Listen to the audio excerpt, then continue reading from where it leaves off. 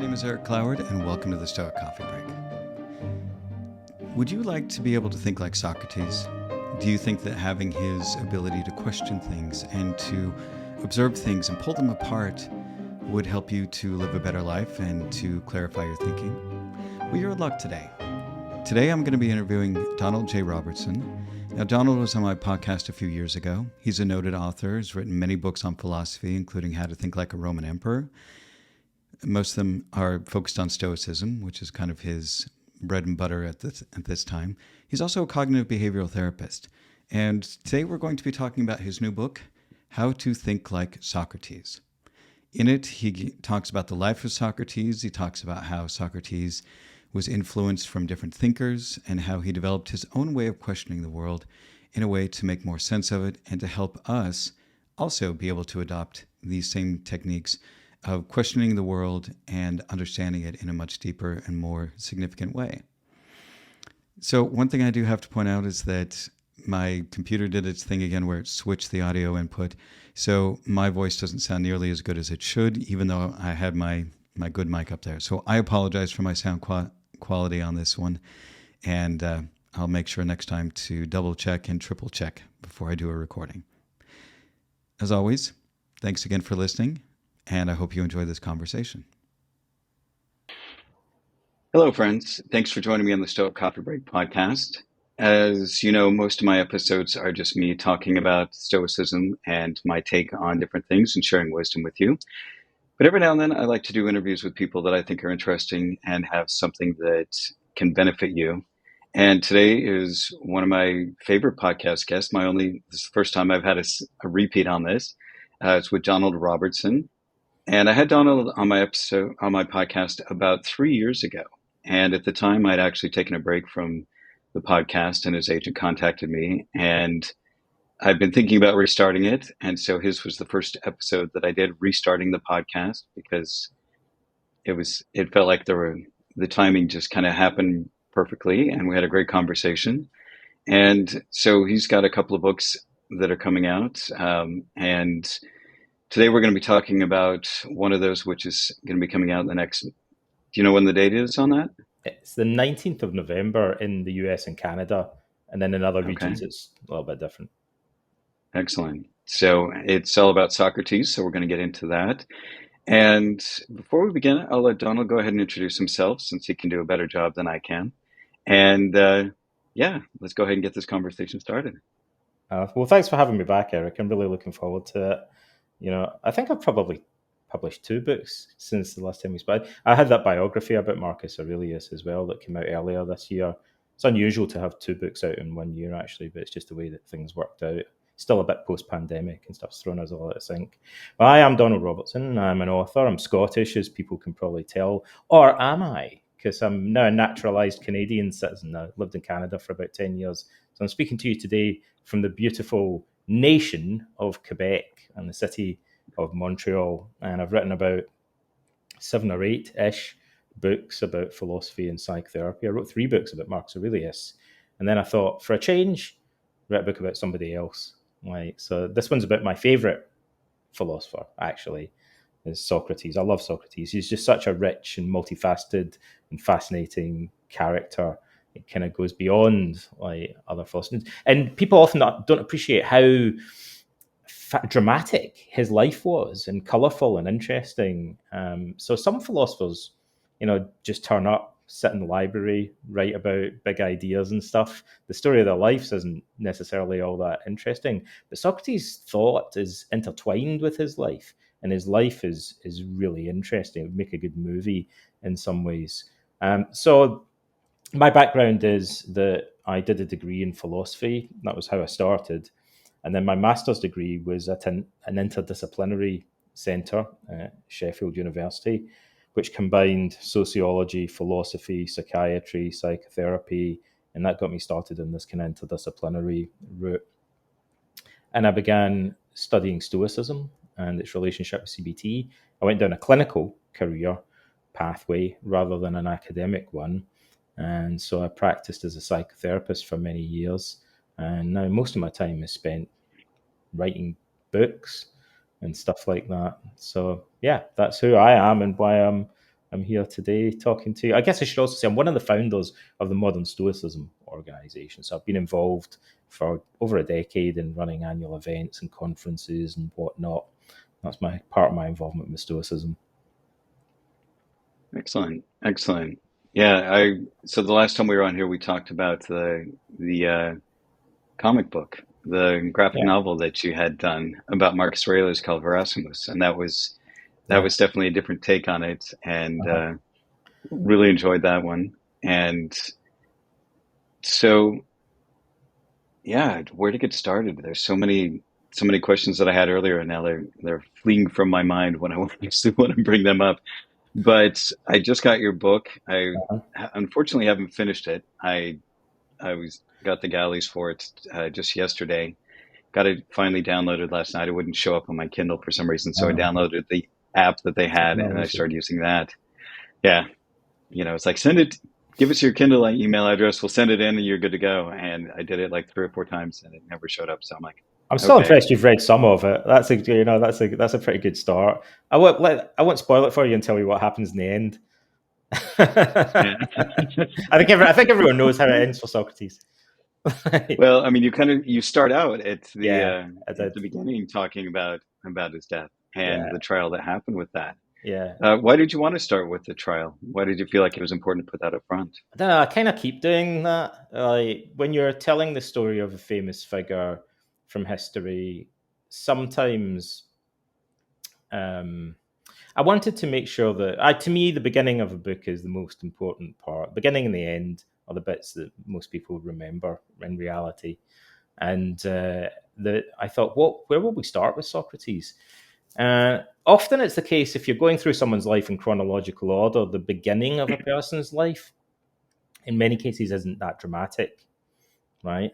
It's interesting. It's almost like the training montage a little bit in a movie. You Yeah. kind of learn about their education, and it's important, it's useful, but it's not necessarily where you want to begin to kind of hook people in and grab their attention. So I thought, what's the most dramatic thing about Socrates? Well, to me, that's a no-brainer because in the ancient world, everyone basically agreed the most dramatic thing about Socrates was his trial. Everyone knew Plato's Apology in the ancient world. It's the you know as an aside, by the way, I seldom recommend books to people because I feel like you need to know someone quite well to be able to suggest a book that you really believe that it's worth their time reading. But I make one exception to that, only one, right? And that is that I think everybody, like every man, woman, and child, should read Plato's Apology at least once in their life for a couple of reasons. I like books that are short, right? Because most people don't have that much time to wade through a really long, kind of complicated book. And the reality is, a lot of people won't get to the end of things. But Plato's Apology, you could read in a few hours. Like, you could read it in an afternoon. And it's one of the most moving and profound and influential philosophical texts in the Western canon. So I think it's pretty easy to read. So as an aside, I think everyone should read that. So I thought, well, to me, because I feel so strongly about that, it makes sense that I would begin with the story of Plato's apology. And then I thought, well, that creates a problem for me because uh, that's pretty close to the end of the story. Then I've had this difficulty in the past. How do we then end the book?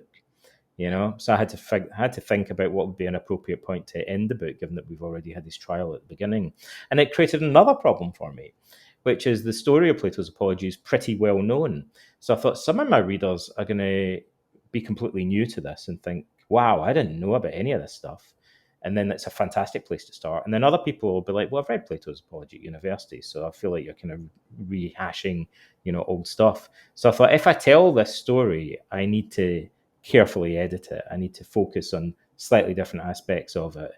Maybe what I can do is provide more context, scene setting, and describe the nature of the trial and things like that, and maybe kind of cut away in the middle of it to make it a little bit different from the experience that people would have if they just picked up Plato's Apology and read it. So that's why I wrote the first chapter in the way that I did.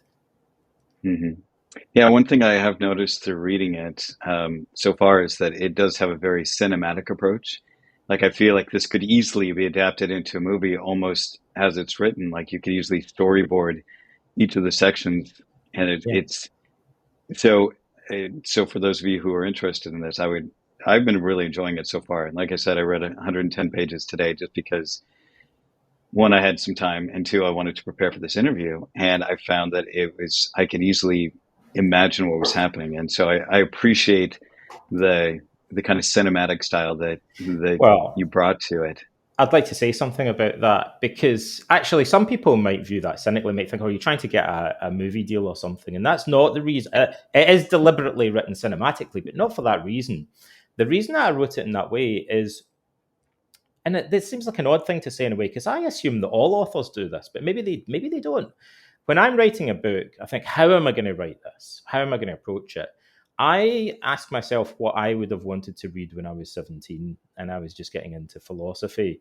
And so I think, I'll write exactly the kind of, there's not, I don't blow my own trumpet too much, but I think with my hand on my heart, I can honestly say if I had a time machine and I could go back and give this book to my 17-year-old self, it would blow his mind. And it would be exact, because, I can say with confidence, it would be exactly what I would have wanted to read then. And I guess it's the sort of book that I would want to read now. And why is that? Because it deals with quite important historically important and influential philosophical ideas and themes and persons, and it raises quite profound questions and gives some practical advice, but it tries to do it in a way that's engaging and colorful and really captivates the imagination, so it's not kind of too dry and academic and boring. And I think that's what my younger self would have really appreciated. And when I did How to Think Like a Roman Emperor, we kind of adopted a somewhat similar approach. And we had no idea whether people would like it. Maybe people would hate this kind of interdisciplinary stuff. It's actually unusual. There aren't many books that combine philosophy, psychology, and history in that way. It was a gamble. My publisher thought it was kind of a bit of an oddity in some ways. They weren't completely sure it would work. Now they're completely sold on the idea. How to Think Roman Yeah. Emperor sold 250,000 copies, and it's in 20 languages. So by chance, somewhat slightly to our surprise, it did really, really well because it's an unusual idea. So I hope that the history and the drama is like an on ramp that helps a wider audience to kind of really appreciate who Socrates was, and some of the ideas that he was dealing with.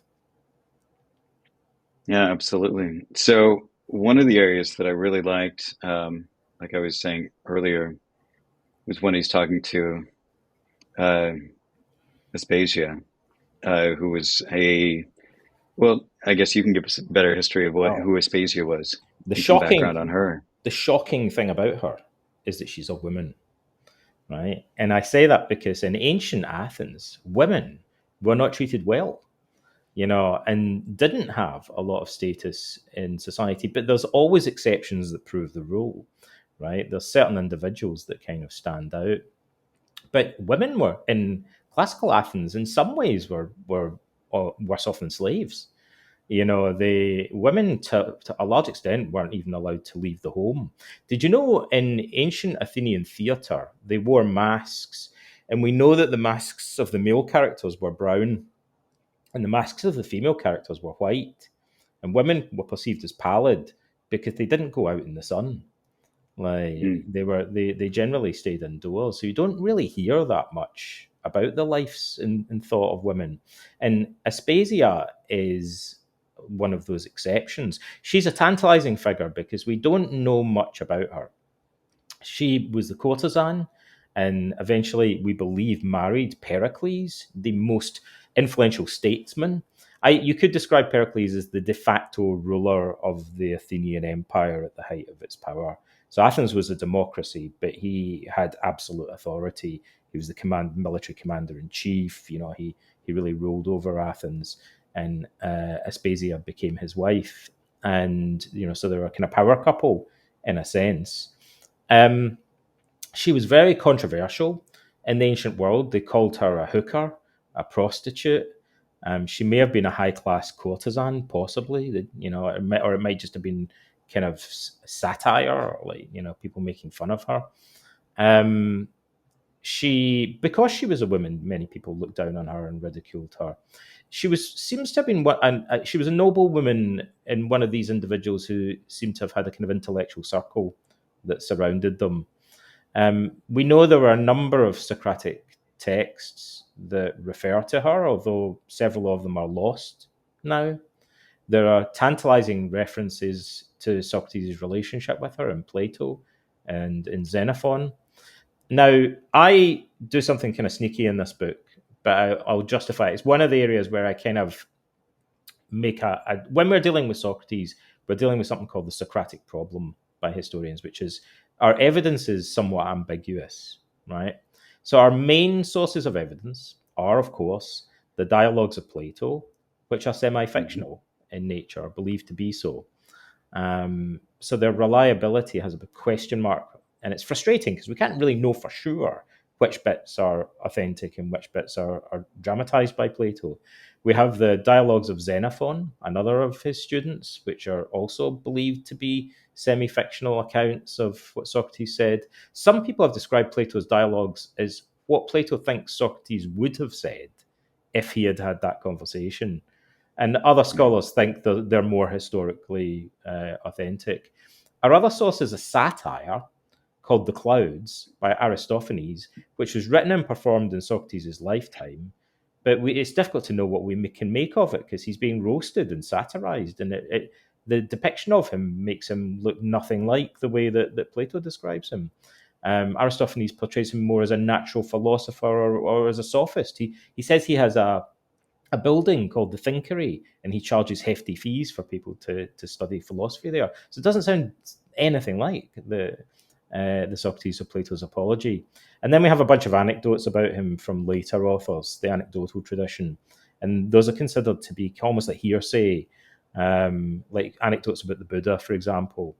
And so one way of approaching this is to dig into all this mess of information, and some poor classicist or historian has to try and make sense out of it and figure out what's true and what isn't.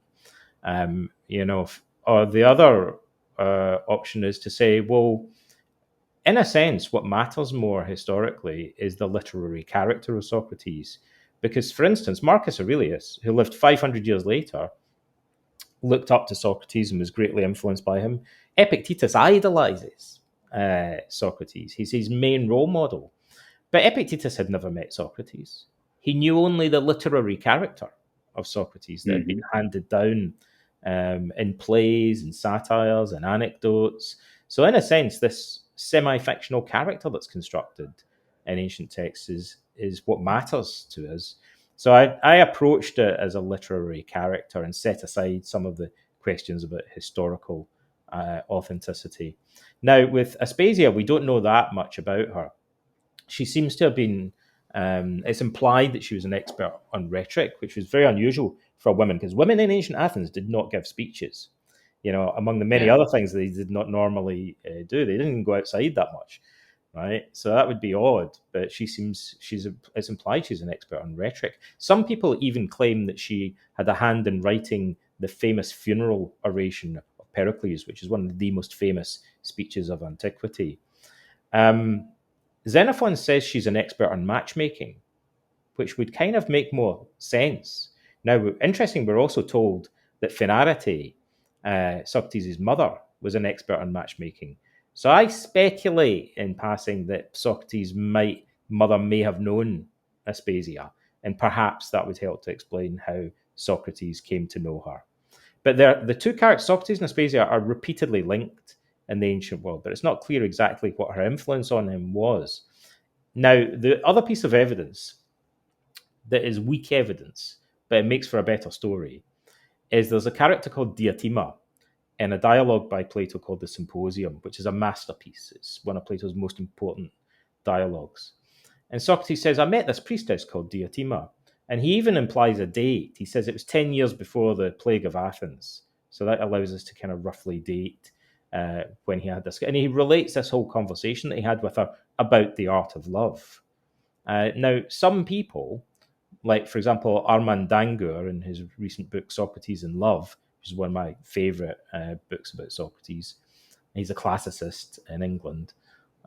He speculates that Diotima is kind of a pseudonym for Aspasia, because Diotima is not mentioned anywhere in any other ancient source, despite being such a prominent character in the symposium.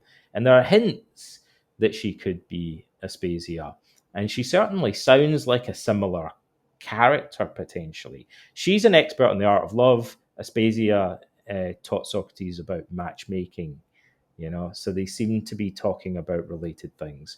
So I took the leap and thought, well, we have to tell people what Diotima said to Socrates, but also when we're dramatizing a story, we don't want to have too many characters, because Socrates' life is quite complex. So one of the liberties I take is finding ways that we could combine characters together. So I took the liberty of saying, okay, let's agree with Armand Danger and some other classicists who speculate that Diotima could be an attempt to portray Aspasia.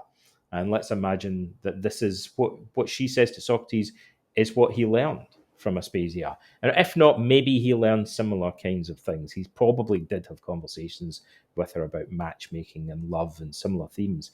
And people, when we study philosophy today, the art of love and certainly matchmaking are not prominent themes in many people's minds when they think of academic philosophy. But this is central to Socrates. Socrates was famous for his views about friendship and love. He describes himself as a kind of pimp, like for philosophy.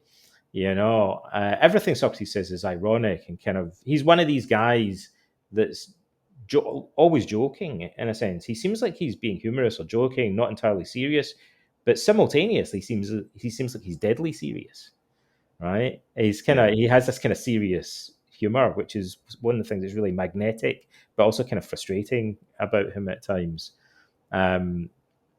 So he really, I think he views himself as following in the footsteps of these female intellectuals and taking more seriously perhaps than previous male philosophers had, this questions such as friendship and love.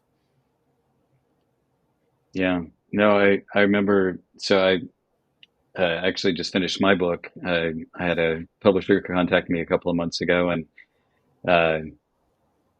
just basically it's called Stoicism 101. They had Ethics 101, Philosophy 101, and they wanted a Stoicism one. And they're like, your content and everything fits with what we're doing. So I just finished that up and did quite a bit of research on Stoicism and obviously how they were so heavily influenced by the Socratic philosophers, Socrates, Plato, and Aristotle. And then so I was like, well, what was kind of before that? And it seemed like most of the philosophers before them were just interested in, like you put natural philosophy there. They're interested in, what are the stars? What is the earth? What are things made of? And so it was just more of a scientific approach to everything. Yeah. And not really anything about how to live a good life or, the things that we kind of ascribe philosophy to now, which is much more thinking about the human condition. Yeah. And the only one that I could find what seemed like kind of the bridge was Democritus, I think was one of the pre-Socratic philosophers who was much more about, psychology of the mind, and that, knowledge is great, but wisdom of how to live well is better. And that he was a very jovial and very fun person, and it was almost in the mold of Socrates in some ways, even though he was, kind of pre-Socratic. Plato never mentions him, curiously, which some people have taken to imply that there was a kind of rivalry between Plato and Democritus.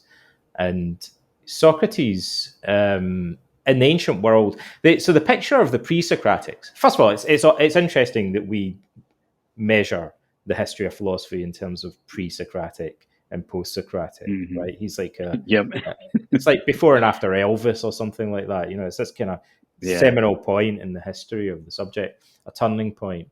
And so, naturally people think, well, what was pre-Socratic? And it's actually quite complex. There were lots of philosophers, and they did do different things. But in the book, I can simplify it slightly, because at Athens, there was only really one major philosopher that resided in Athens prior to Socrates, and that was Anaxagoras, who was a natural philosopher and very much focused on doing proto-scientific stuff and analysing things in terms of naturalistic causal explanations. And that was hugely controversial and, a massive challenge to traditional superstitious religious views in Athens. So it really set the stage for philosophy being controversial because of this question of impiety and challenging the status quo on many levels. And that was the culture of philosophy that Socrates grew up in, if you like, and followed on from. So even though there were other types of philosophers around, it was the natural philosophy of Anaxagoras that primarily shaped what was the culture of Athens and that Socrates is reacting to. And so in the ancient world, very simply, they'll always say what was unique about Socrates was that he took philosophy down from the heavens compared to Anaxagoras and guys like him who were interested in studying the planets and the nature, speculating about the nature of the sun and all this kind of stuff. And Socrates took philosophy down to earth and started to apply the philosophical method to our daily lives, like, how we interact with other people, questions of applied ethics, and philosophy in that respect almost becomes, I would say, literally becomes a form of psychotherapy. Socrates repeatedly portrays the Socratic method as a therapy. For a type of intellectual conceit, actually, is the thing that he thinks he's curing people of. But it's like he describes it as like a pharmaceutical, a drug that heals the mind rather than the body. And this is a kind of recurring metaphor. So he clearly thinks of philosophy in his hands as a type of therapy. And that bringing it down to earth was what he was known for. Although you can definitely say some of the pre-Socratics, beat him to it or did similar things. But in Athens, it was seen as something largely new, I think.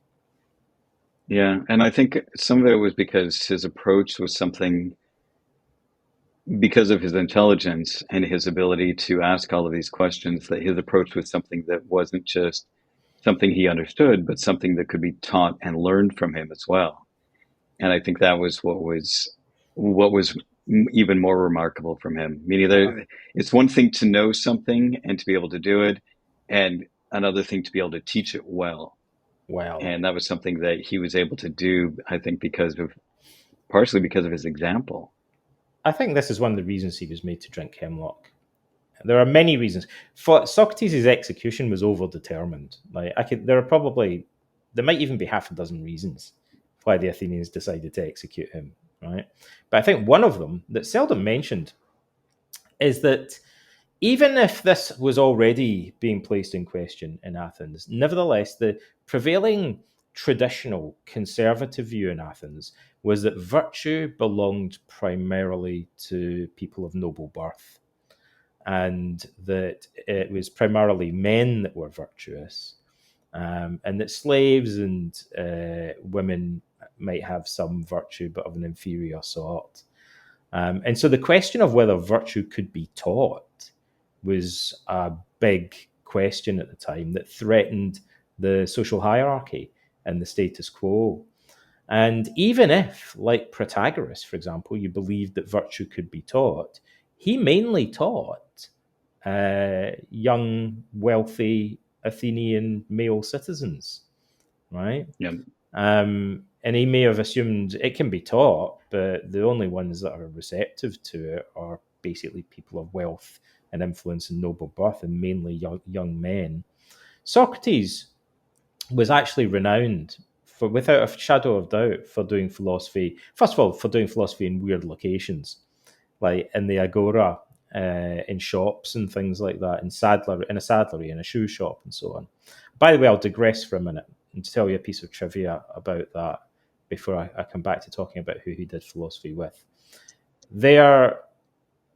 We have all these texts, and we've already talked about how kind of dubious historically some of the evidence is. So unfortunately, some of our historical evidence comes from documents that might be forged or partially forged, or some of the evidence is contradictory. Sometimes we have satires or things that are dramatized or semi-fictional. So it's very frustrating for classicists to try and kind of figure out, like the Socratic problem, like how much of this is real history and how much of it is make-believe. And so when historical evidence lines up with archaeological evidence, when textual evidence lines up with archaeological evidence, it's like gold dust. And it doesn't necessarily happen that often, especially for things like philosophers. So there's a famous anecdote that Socrates was best friends with a guy called Simon, who was a shoemaker in the Agora and had a shop there. And Socrates would hang out in his shop and discuss philosophy. And the story goes that Simon was actually the first person to write Socratic dialogues, although none of them survive today. There were many more Socratic dialogues in the ancient world. Plato's and Xenophon survive, but Socrates had lots of followers. We're told there were 10 main groups of philosophers that constituted distinct schools that were founded by followers of Socrates. And most of them had dialogues, and yet hardly any of them survive today. So Simon was the first person to write dialogues. Now, historians initially thought this sounds like make-believe, because Socrates is famous for going around barefoot, and so were his friends and followers, some of them at least, right? For example, Antisthenes, and I think Chaerephon, we're told, went barefoot as well. So for these guys to hang out in a shoe shop just seems like the stuff of satire, or, it's too convenient, right? So people assumed, well, this probably isn't literally true. It's probably just a kind of a literary trope. It's like a joke or something like that. But when the Greeks were excavating the Agora, they found many remains of shops. They found the foundations of shops. I think most of the shops have wells in them, if I remember rightly. And so they know that this little building is a shop on the edge of the Agora. And in one of them, they found remnants of nails, which were used in making shoes. And so they thought, this seems to be a cobbler shop. And then they found something else, which is very common to find, which is the Greeks would drink from a flat, like a saucer-like wine cup called a calyx.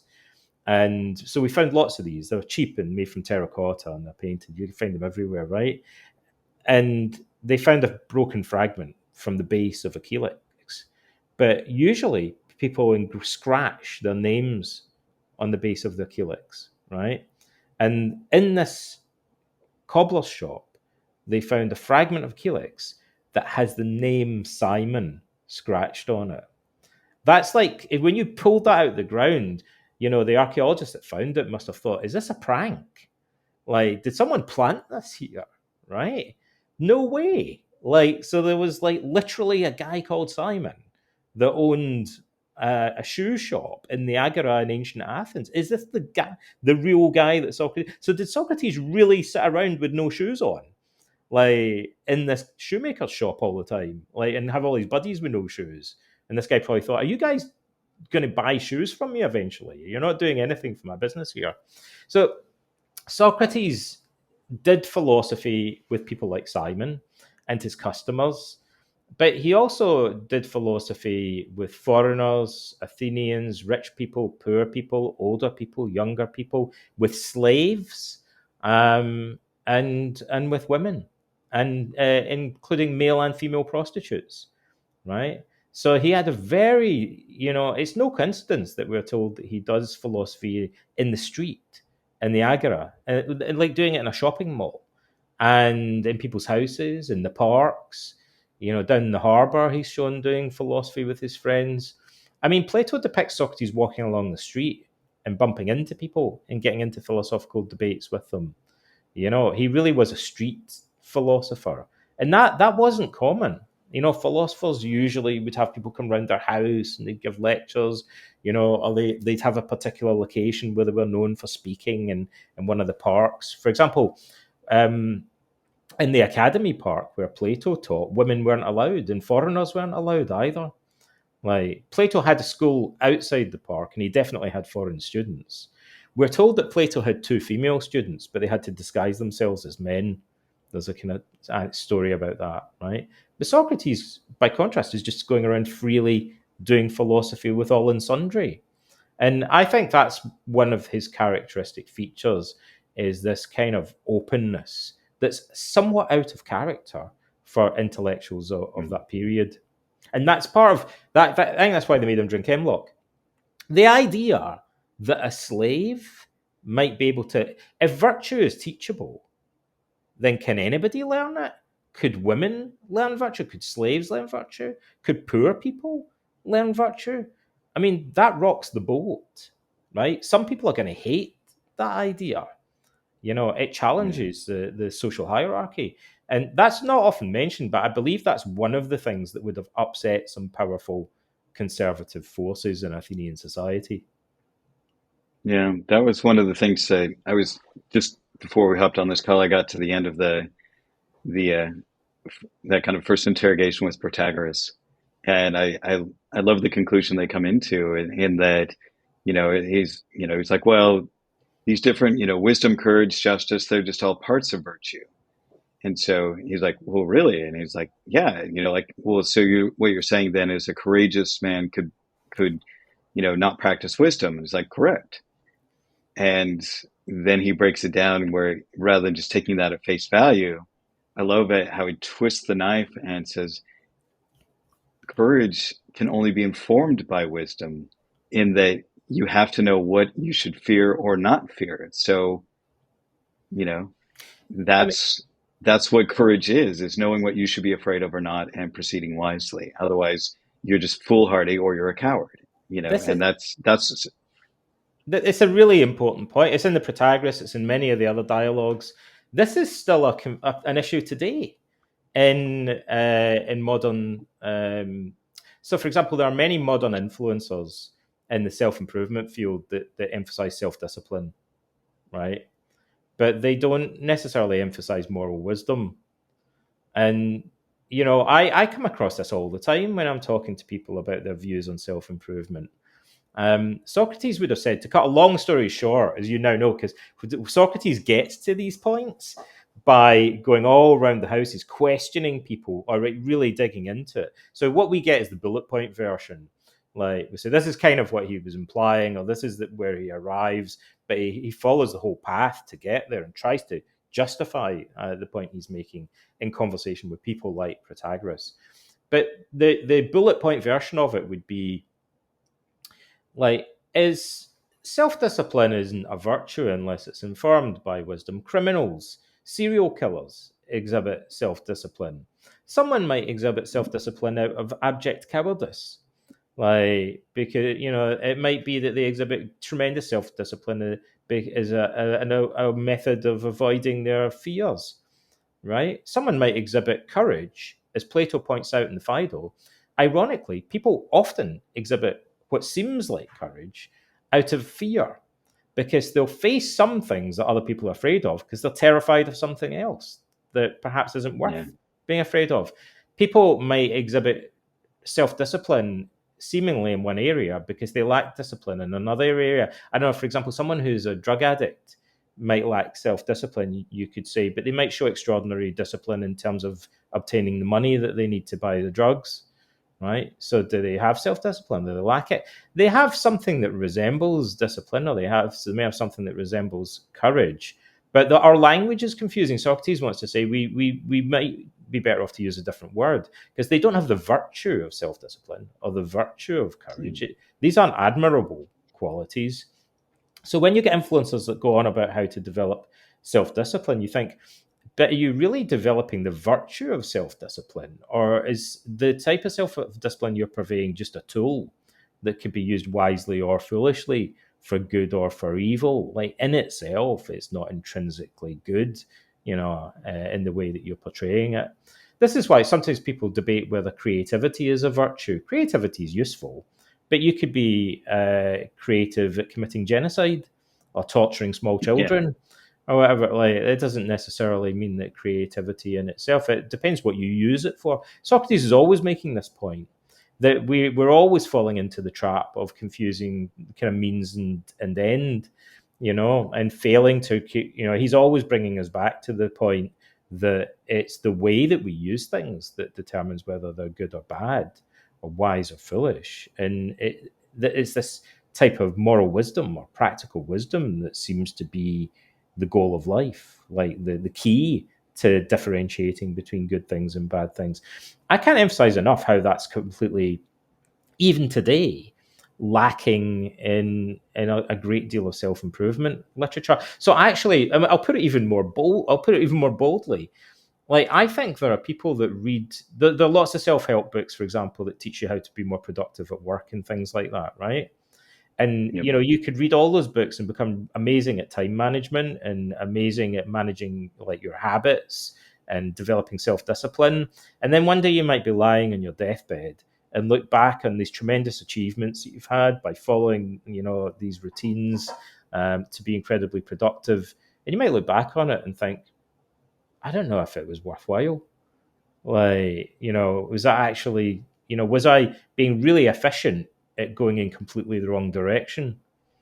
Right? Maybe the Yeah. fundamental goal that I was pursuing was the wrong goal, and I've wasted my entire life being really self-disciplined, achieving the wrong thing. Like, maybe you were super efficient at getting promoted at work and acquiring a lot of wealth. You look back on it and think, but I neglected my family and my friends when I was doing that, and I never really got to express myself creatively in life. And so is this actually what life is about? And so Socrates wants us to start off by asking the more fundamental questions, such as, what's the point of all this? What's the telos or the goal of life? You without knowing that, and without trying to understand what it is we're trying to achieve, all this self-improvement literature is potentially just going to make us more effective at achieving the wrong things and heading down the wrong path. Yeah. Yeah. I actually, that reminds me, the other day I watched a video about, uh, I think it was called The Scam of Stoicism, and they had you on there. And I thought that was really interesting, talking about, how people take these tools from Stoicism and from philosophy and misuse them in such a very dramatic way. It's like, okay, if your emotions are created by your thoughts, then this is a good way for you to get rid of your emotions. And it's like, whoa, that's not the point at all. Yeah, they It's turn it. understanding that it's understanding that this is the cause of your emotions. And Yeah, so, and oftentimes it's because those thoughts are errors and they're misjudgments. So you need to work on correcting your thinking yeah, so that you're not reacting inappropriately, and so that you can, and it's not about repressing emotions, it's feeling those emotions, yeah. then seeing what's behind them so you can understand them, so you can process them better. And so that's what I talk about on my podcast all the time. It's like, don't squash your emotions. That's the worst thing you can do. It's like putting up a dam on a river Well, without any outflow for it. And so pretty soon things build up and you have catastrophic things that happen if you try to repress all of your emotions. You yeah. need to let them through the floodgate. Well, you're touching on a subject that's comes up a lot, because I would say it's the most common misconception about Stoicism. Now, I'll preface this by saying a bit of trivia, but I think it's kind of interesting. There are many words for different forms of Greek philosophy that are still used today, but to refer to something that's a kind of caricature or a watered down version of what they originally meant. So if I say someone's an Epicurean today, that means that they enjoy fine dining and gourmet food and stuff Mm-hmm. like that. That is not what Epicurus was about. His followers ate quite simple. They drank barley water and ate cheese and, well, lived a very simple life. They weren't into fine dining at all. And if someone is cynical today, that's not the same as saying that they're a cynic philosopher. Someone's Yeah. a skeptic today, that's not the same. It means that they maybe doubt things and question them, but not that necessarily that they suspend judgment, which is what the ancient skeptics were known for doing. To say that something is sophistry today is not the same as saying it's what the sophists did in ancient Athens. And, this is true for many words, strangely, and the most obvious one would be Stoicism. So to make this distinction, we usually write cynic with a capital C or skeptic with a capital S, and then in the modern English version is written with lowercase letters to distinguish this kind of watered down caricature concept that we tend to use today from what it originally meant as the name of a philosophy. So we have capital S Stoicism and lowercase Stoicism. Lowercase Stoicism just means having a stiff upper lip, Or in more technical terms, being more specific, I might say lowercase stoicism is repressing, or rather, I should say suppressing or concealing unpleasant or embarrassing emotions, basically. Um, and the thing about it, and the reason that this is so important, is there's actually a lot of research on lowercase stoicism. There are several research tools in psychology that are used to measure it. And so we have converging findings from lots of different research teams doing research with different populations, using different tools, that all converge in the conclusion that lowercase stoicism is toxic, for want of a better word, that it's generally not not good for your mental health. And it's obvious why it wouldn't be, for like a number of reasons. So one of them is that people that suppress or conceal unpleasant or embarrassing emotions will typically say that they don't share their feelings with friends or family. They don't consult therapists or coaches, or go to the doctor about their emotional problems. And we already know from research that people have more emotional resilience. One of the main things associated with emotional resilience is having a good social support network. So loners, generally speaking, tend to be less resilient. They're more vulnerable in terms of mental health. So people with lowercase stoicism, for that reason, like clearly are going to be not more resilient, but more fragile and more vulnerable. But also attempts to suppress emotions lead to what psychologists call the paradox of thought suppression, or the rebound effect. So when we try to suppress unpleasant feelings, we usually find that they recur more frequently in the future. It also has other problems that are a little bit harder to explain. So when you're struggling against an unpleasant emotion, you're interacting with it more, and that usually leads to greater elaboration of the associated thoughts. So if there's an unpleasant memory and I'm trying really hard not to think about it, and I keep doing that, the memory is probably going to become more vivid and more detailed, because I'm kind of investing more energy in it. So there's many reasons, actually. It's probably like 4 or 5 distinct reasons why this is problematic. But we know that it is. We know that people who do this and have this coping style are more prone to mental health problems in the future. And yet, capitalist Stoicism inspired cognitive behavioral therapy. And there are hundreds of studies that show conclusively that cognitive behavioral therapy is good for mental health. And in fact, resilience training, which trains people preventatively to be less vulnerable, less fragile emotionally, is largely based on cognitive behavioral therapy as well. So resilience training is indirectly based on Stoicism. So on the one hand, we have capitalist Stoicism, which we know is good for your mental health. And then on the other hand, we have lowercase Stoicism, which is known to be bad for your mental health.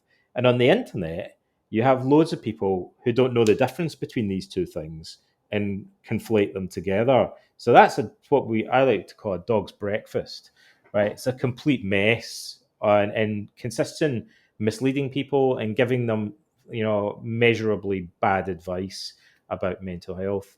I'll give you an example, like just to, we might as well pick on specific individuals. Or I'll give an example. Andrew Tate has a video about Stoicism where somebody says, "Hey, you're really into Stoicism. The Meditations of Marcus Aurelius and stuff like that, aren't you?" It's called Andrew Tate on Stoicism or something like that. From listening to it, I'm not convinced that Andrew Tate has ever actually read any books on Stoicism, right? He doesn't quote anything or mention that he's actually read a book on it, but he still talks about it and says he's interested in Stoicism. So his main advice, actually, to his credit, he does in that video say that we shouldn't suppress emotions like anger. Although I think he contradicts himself a little bit about that. But his main coping strategy, so there are many different coping strategies that people have that they use to respond to emotions, and there's lots of research on different coping strategies. Andrew Tate's main coping strategy that he recommends to his followers in that video and elsewhere is that they should go to the gym and vent, or channel anger into physical activity. Now, that seems plausible to people. It makes a lot of sense to them. Sadly, the research shows that it doesn't work that well. Right? And in some cases, it can actually make people more prone to anger if they're channeling anger into exercise. Why doesn't it work? Well, the real issue here as always, is something slightly beneath the surface, something slightly deeper, right? The problem in choosing coping strategies or self-help techniques is that you have to have an idea what an emotion is to begin with before you decide what's going to be the best way to cope with it. In our culture, psychologists call the default assumptions that we all have about how the mind works our folk psychology, right? So we have a folk psychology that has an extremely primitive and naive conception of emotion, unfortunately, right? So if you ask most people, what is anger? They would struggle even to begin to answer that question. They would just say it's just like a feeling. And you say, well, what is a feeling of anger? Like, what does it consist of? How does it function and stuff? They'd be pretty vague about how they would answer it. In fact, some psychologists sometimes describe the folk psychology of emotion as the hydraulic model or the lump theory, right? Because people tend to think that emotions like anxiety and anger are just kind of lumps of pressure that well up inside them. And so you either push them down or you kind of purge them and vent them, like hydraulic pressure building up or something like that. This is the naive, default, inherited model of emotion that we have. And we know it's wrong, right? But no one ever corrects it. Like, kids aren't taught a more accurate or nuanced understanding of what an emotion is. Now, if that's true and anger was like a pressure, like water pressure that built up, it would kind of make sense that you could potentially vent it and channel it in the gym, and you'd release it from your system, like opening a dam or something like that and letting all the water out. But as the Stoics realized, and as Socrates also realized, emotions are largely cognitive. So anger is based on certain beliefs, attitudes, and values that you have. If you ask a girl out on a date and she laughs in your face or rejects you more politely, and you become enraged by that, other people might not be. Like, one of your friends might have exactly the same experience with the same girl, and he might think, like, that was a lucky break. She seems like a bit of a jerk. I'm better off without her. Or Yeah. he might think, well, that's sad. But then a day later, he might shrug it off and he might get over it. Or he might think, oh, that kind of hurt my feelings a bit, but, I'm not enraged about it. There's maybe a dozen different ways that people might respond to that. And the difference, to a large extent, is going to be in the way they think about it and their beliefs and their values and their attitudes and so on. But if you think that you're entitled to be respected and accepted by women that you ask out on dates, you think people have to respect me, and then this woman disrespected me, that's going to make you angry or upset, right? Going to the gym is going to do nada, like absolutely nothing, to change the underlying sense of entitlement or other beliefs and attitudes that made you vulnerable to outrage in the first place in response to female being rejected by a woman, right? It's going to be like a band-aid, because you'll get rid of the feeling, but it's going to do nothing to address your initial attitudes of vulnerability. That's why the Stoics think that philosophy is a therapy. So philosophy requires challenging our underlying values, questioning. The Stoics would say, so cognitive therapy might address things in I suppose, in a relatively more superficial level, but nevertheless addressing our beliefs and assumptions. But the Stoics would go straight for the jugular, and they'd say, maybe you're placing too much value on other people's opinions to begin with in general. Like, it's not under your control whether somebody likes you or not. You should go into these situations already prepared in advance, with the assumption that they might not go as you want, and view that with complete indifference, because all that really matters is whether you're able to cope with it with dignity and wisdom. Like, that's under your control. And if you ask someone a question, whether they say yes or no in response is not up to you. And accepting that completely and unconditionally, would place you above, would make, any distress in response to it. So the Stoics would say we need to really grasp that we're making ourselves vulnerable. So, or Epictetus puts it more graphically. He says if you place too much value on other people's opinions or external things that are under other people's control, then you're a slave. That's why he keeps calling his student slave. He said, if you're a young guy and you become enraged when a woman rejects you, if you ask her out on a date, you're her slave. Like, you've made yourself, as Epictetus says, you would be ashamed to voluntarily hand your body over to be enslaved by someone else. You would never, no Greek or Roman would dream of voluntarily allowing themselves to be enslaved by someone else. It's an indignity to them. He said, but you hand your mind over to these women that you fall in love with or men that you fall in love with, and you become dependent on their opinion of you. You're shackled to them, and you, in a sense, you only have yourself to blame. So if we think of emotion as just this vague lump of energy, and we don't understand that our emotions are shaped by our beliefs, then we're naturally going to think, well, I can get rid of this feeling just by taking drugs or alcohol or distracting myself or trying to push it down or going to the gym or whatever. But I'm not going to address the underlying vulnerability, because doing those things does nothing to change how I feel. Now, I want to emphasize something else about this, because I think it's part that there's a trap here. The people that are most prone to lowercase stoicism invariably believe that it's a means of achieving a kind of mental toughness. So if you say, well, why do you have a stiff upper lip? Because they believe that makes you tough and that other people are weak for not having that. Now, the irony about that is that without question, all of the research on lowercase stoicism shows the complete opposite to be true. People suppress their emotions or try to channel them into activities like going to the gym because they believe that it makes them tougher, when in reality, consistently again and again, research shows that it makes them more fragile, weaker, vulnerable, and therefore I would say more easily manipulated by other people. Yeah, the way I see it is that it makes them more brittle, because the more you try to tighten it up and close things off, it's almost like it becomes something that's very brittle and easily broken.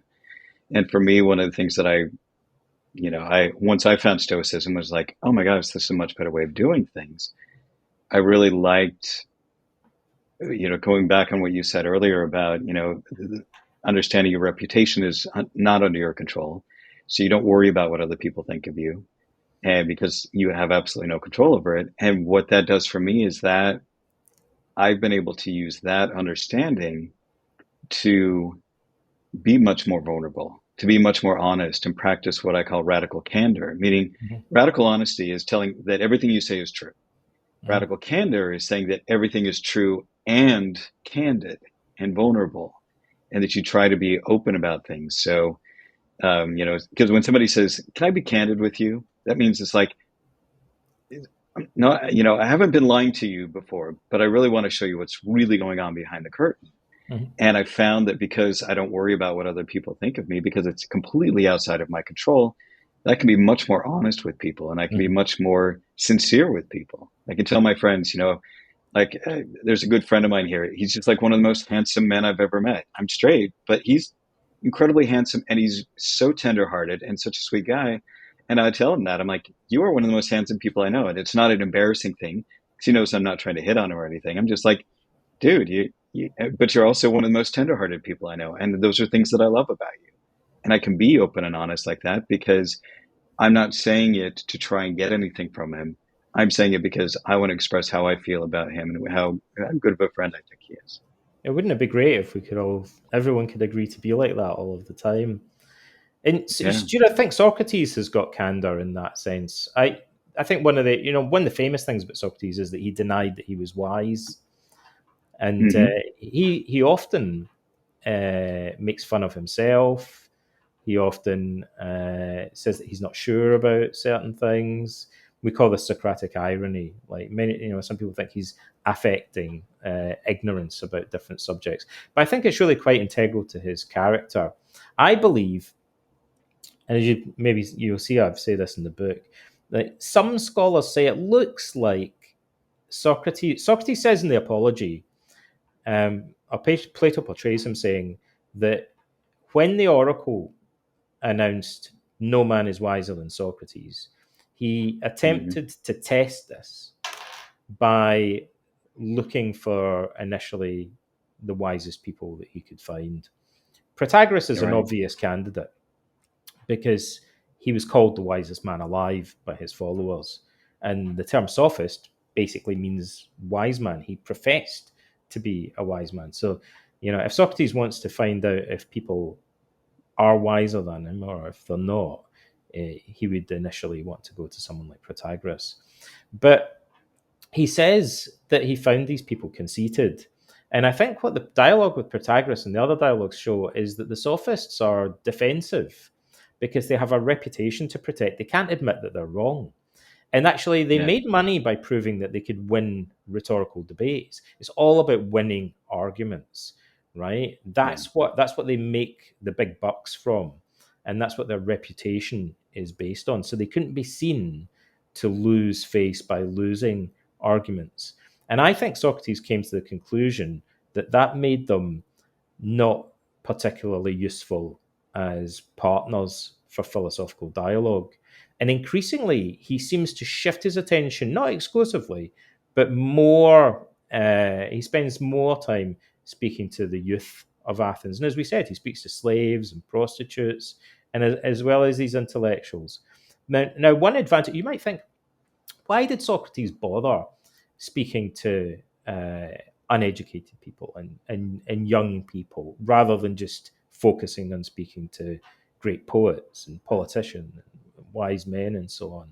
And I think one of the reasons is that even if people like Alcibiades, for example, and his other younger followers weren't experts on justice or weren't experts on piety or wisdom, they had cognitive flexibility and open-mindedness and curiosity. They were willing to admit when they were wrong. They didn't claim to be wise. Ironically, claiming to be wise and having a reputation for wisdom is perhaps one of the biggest obstacles that you could place in your way in terms of actually achieving wisdom, right? Because you make it impossible for yourself to ever admit that you're wrong. And Socrates thinks of wisdom. I think one of the key things here is Socrates, I think, views wisdom, whereas Anaxagoras and the natural philosophers, I think, were more inclined to talk about wisdom and view it as if it was a collection of facts, as a body of knowledge. Anaxagoras would write a book. If you learn everything in the book, then you could be as wise as he is. And the sophists kind of presented wisdom. Come, pay me a load of money. I'll give a speech. People would memorize their speeches and their slogans and believe that they were wise. And Socrates thinks of wisdom more in terms of the process rather than the content. It seems to me he views it more as a cognitive skill. And if that's right, you would be completely duped to think that you could acquire wisdom just by memorizing something that someone has said. You get, as he puts it, opinion rather than knowledge or understanding. And opinion is the semblance or the illusion of genuine wisdom and knowledge. And so what you get from the sophists is this kind of a bunch of opinions that you might be able to use to get a reputation for being wise or knowledgeable, just by parroting stuff that you've heard, even if you don't really understand it.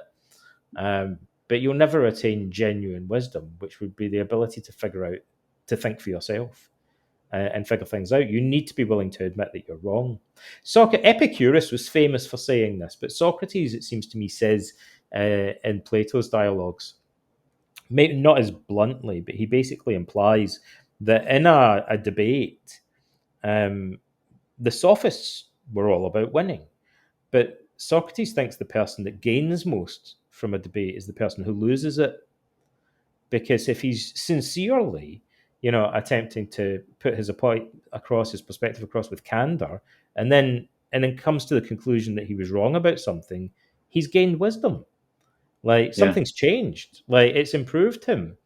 But the person who wins the debate has gained nothing, or nothing of real value. Maybe they got a round of applause, but they haven't learned anything. The sophists are incapable, have made themselves incapable of attaining wisdom. In other words, they're stuck, intellectually paralyzed. Whereas Socrates is, because of his intellectual humility and his consistently denying that he was wise.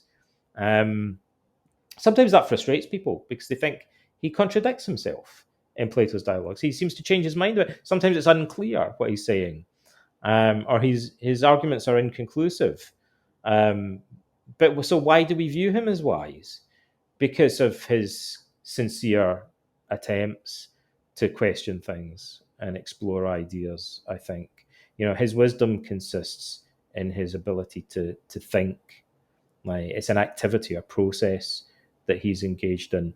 And again, we face the same problem. Actually, I would like to say something about that, because somebody on a podcast recently, a young guy that was interviewing me, said he kind of scratched his head for a minute and then he kind of blurted out a question. He said, "Donald, do you have a problem with self-help?" And I hadn't been asked that question before, right? And I thought about it and I said, actually, I was going to say yes and no. And I thought, I do have, I think there is a problem with self-help. And actually, I'm happy to say that, because I think virtually all cognitive behavioral therapists would say that there's clearly a problem with the self-help industry and self-help literature. Because most psychotherapists, evidence-based psychotherapists, when they see a client for the first time, they assess them. And typically one of the main parts of the assessment is identifying someone's current coping strategies. So if they're depressed or they're anxious, how do you cope with anxiety? People usually are already doing something. Most of the people we see are self-help junkies who have read more self-help books than we have. I've read a lot of self-help books, but I still meet clients who have read way more. And they have spent a fortune on self-help courses and they watch loads of self-help videos, but they still end up in therapy, paradoxically, despite having spent so much time, money, and effort consuming self-help content. Yet, they still seem to be struggling. So often they're convinced that it's helping them, but at the same time, they have a kind of conflict because they're convinced that this stuff is helping them, but on the other hand, they're reporting that they are in distress and struggling and they're not making progress, right? So they seem to be kind of stuck in this contradiction. And it's because often self-help techniques, when they're used badly, kind of create the illusion that they're helping us. They might help us to make improvements in some areas, but not really address our main problem. Or they might make us feel better temporarily, but actually contribute to our problem in the longer term.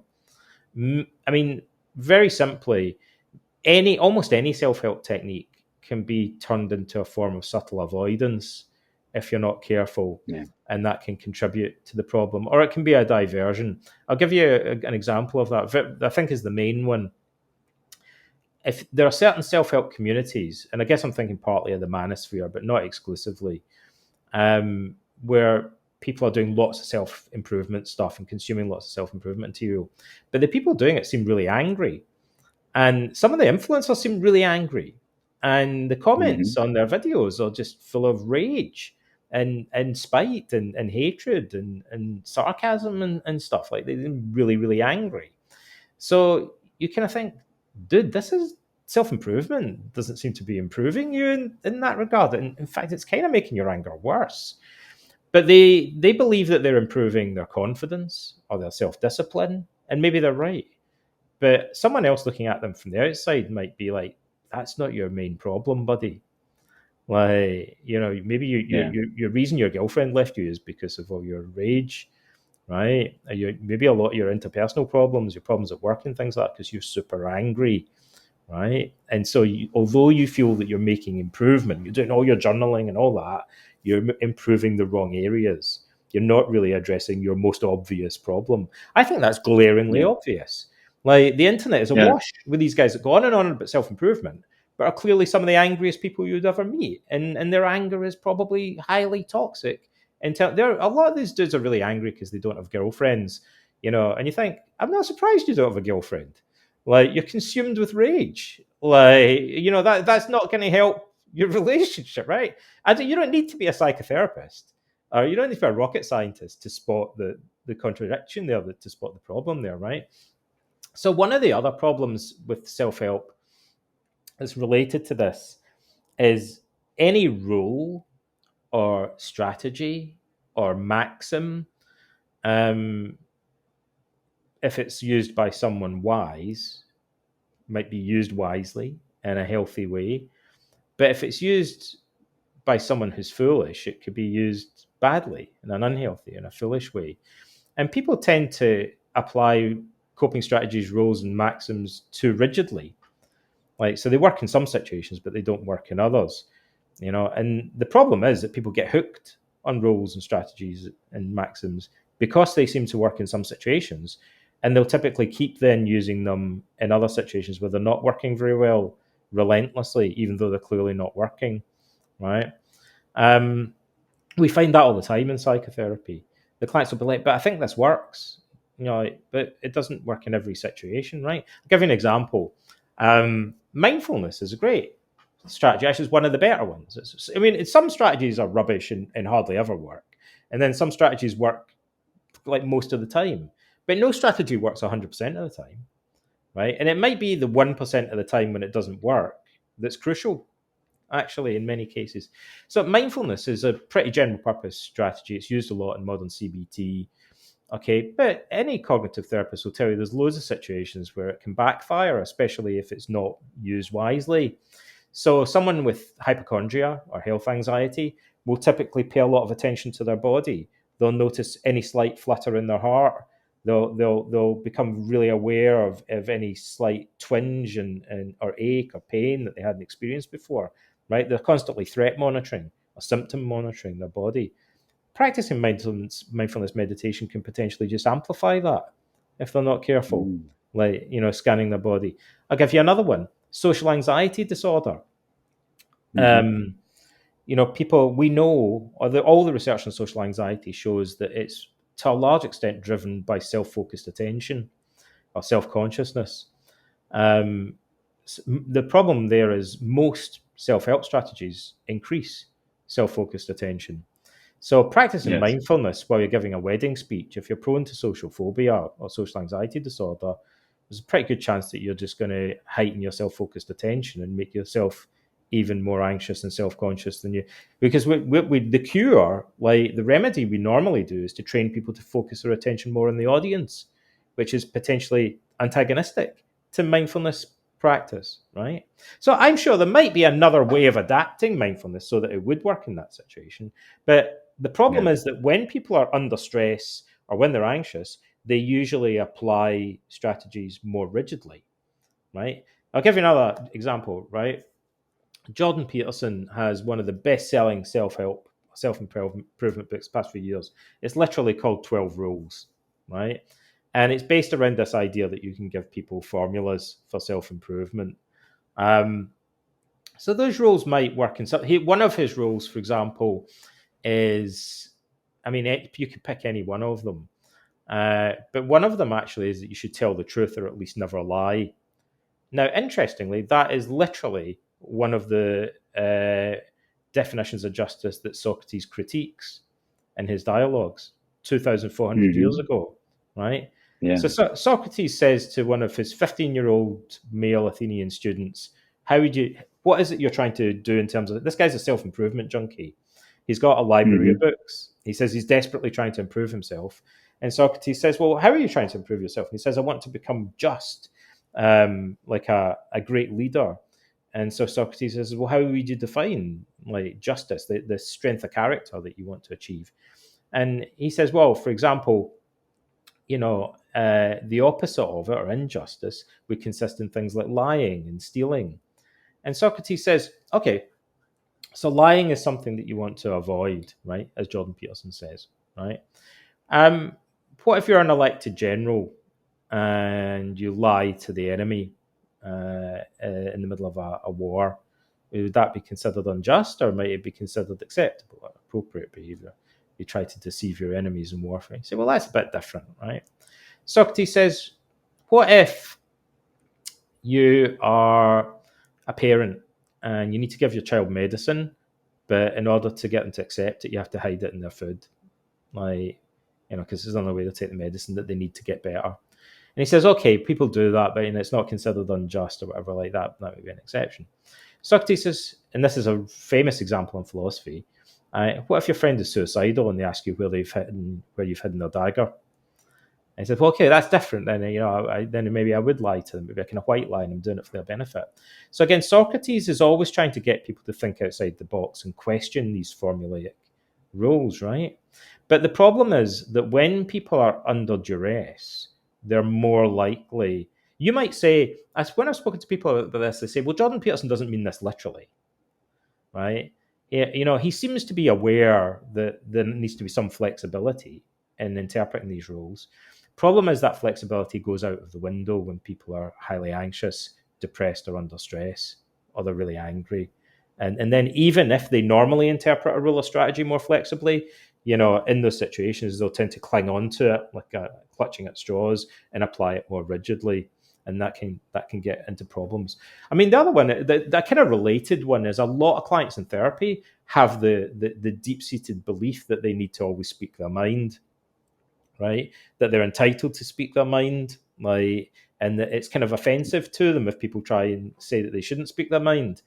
But speaking your mind unconditionally makes you sometimes a bit of a jerk. And any outside observer looking at these individuals, you'd think clearly you're getting into a lot of problems by speaking in a way that's tactless. Like, at some point, there's the only one way that this is going to end, and that's with you eventually realizing that sometimes you need to exhibit more tact or just zip it, and not say the stuff that you said wasn't appropriate and it got you into trouble, and it wasn't the best strategy in that situation. So it's this kind of rigid. There's research in modern psychotherapy and behavioral psychology that shows that people who figure things out from trial and error tend to have what we call coping flexibility. They're more flexible in their thinking and their ways of responding to a problem. Whereas people that are taught rules to follow will follow them more rigidly, and then that leads to the kind of problems that bring people into therapy. So no coping strategy or set of coping strategies is the solution. Research consistently shows that people who cope well with stress exhibit the ability to choose selectively between different strategies and adapt them to the situations that they're facing. We call that coping flexibility. And it's closely associated with a cognitive ability. That's more of a behavioral kind of approach, but it's associated with a cognitive ability called cognitive flexibility, which is the ability to view things from different perspectives and to perceive exceptions to rules and stuff like that. That does not come from sitting in front of a sophist, paying them all the money you've got and memorizing everything that they've said, and then being given slogans to follow, like as if they're rules for life. That leads down the road to cognitive and behavioral rigidity, which is toxic and causes problems. What does lead to cognitive flexibility and therefore resilience and better mental well-being is being able to question things exactly the way Socrates does, like by using the two-column technique that he describes. Look, in therapy, I would normally, with any client, they'll say, I use mindfulness. And I would say, okay, let's draw two columns, and let's say there's a good version and a bad version of mindfulness. So what are the differences between them? What might characterize a bad version of mindfulness? What would be a healthier version of mindfulness? Or you could say, what are the pros and cons of doing mindfulness? And then how could you take the pros and get more out of them? How could you take the cons or the disadvantages and either minimize their impact or prevent them from happening, basically? And it's not difficult to think things through like that. And if you do that, by that very activity of questioning things and reflecting on them, you're developing flexibility in your coping style. But to come back to this point, when someone said you have a problem with self-help, the answer is yeah. Like a lot of modern self-help actually reduces coping flexibility and encourages people to adopt overly rigid and formulaic ways of coping that help people in some situations but not others, that help people in the short term but not the long term, and that ultimately deprive them of the underlying, the kind of meta skill that we know contributes to emotional resilience. The foreword to Jordan Peterson's book, which he didn't write the forewords, as another author did, but I was kind of shocked in a way when I read it, to because it seemed like the last thing I would expect to read from a professor of clinical psychology. It's not. It's completely at odds with what the research and behavioral psychology shows us about therapy. So the guy that wrote the introduction said it actually valorizes rigid rule following and says that, it's like the Ten Commandments, and young men need something like the Ten Commandments. And he said the Ten Commandments aren't called the 10 suggestions. They're not guidelines. People need strict, firm rules to follow, like a firm hand from an authority figure and stuff. That's not true. Like, it might benefit them in some cases, but what young men need is to learn to think for themselves, and be able to stand on their own 2 feet and not be dependent on other people to tell them how to cope with problems. To teach a man to fish, as it were, rather than just giving him some, fish, that some of which might be rotten fish, as it happens. You can't help people in the long term just by dishing out rules for them to follow. You need to help them to be able to figure out their own creative solutions to the problems that they're facing. So, with that said, it kind of jogs some things for me. So, I have a question for you on that. Do you think that do you find that religion basically kind of falls into that same thing? I mean, in my own experience, I found the rigidity of the Mormon Church was, basically what you were describing was what I found. And so once I finally left, I was adrift for quite a while, trying to figure out what I should, what's my compass here. And then once I found Stoicism, it was like, oh, okay, these are all these things that make sense. None of them none of them contradict my core moral values that I thought were good about the church. Mm-hmm. So, do you find, did you find in your practice that people who were highly religious suffered from the same problem? I have a lot of respect for religion, although I'm not religious myself. And, because I've met many religious people over the years, and it seems to me they fall into 2 categories, broadly speaking, right? There are people who interpret religion in a very rigid and dogmatic way, and they have a very passive approach, in a sense. Like, they believe what it says literally in the page in front of them, or what their pastor or minister or whatever has told them, or what the group that they adhere to has told them. And then there are other people for whom religion and spirituality are much more personal and not so much based around. I mean, I guess there's 2 types of Christians, if you like. There's types of Christians that take the letter of the Bible very kind of strictly and rigidly, and there's other Christians who tell me that, although they respect the Bible, what takes priority is their personal relationship with God. And so they would ask their conscience. I would say, well, how do you? I imagine if I said, how do you avoid falling into rigidity and interpreting the 10 Commandments, for example, they would say, I ask my conscience, and I look within myself for answers and stuff like that. And I think, okay, like in that case, maybe if that's something that you're doing consistently, you're actually, in a sense, like, you're depending on your own resources, and you're developing cognitive and coping flexibility, not in the way that I would normally think of it, but I think you look like you're developing a kind of flexibility, because you maybe think, okay, there's a rule in my religion that I've got problems with in this situation. So rather than just pig-headedly trying to kind of apply it rigidly, I'll look within myself and say, do I feel that my conscience tells me that there are exceptions to this rule, or maybe it needs to be interpreted in a slightly different way in this situation? They would let their relationship with God guide them, I think. Now, I'm speaking on their behalf. I'm not religious, but that's the sort of thing that people tell me.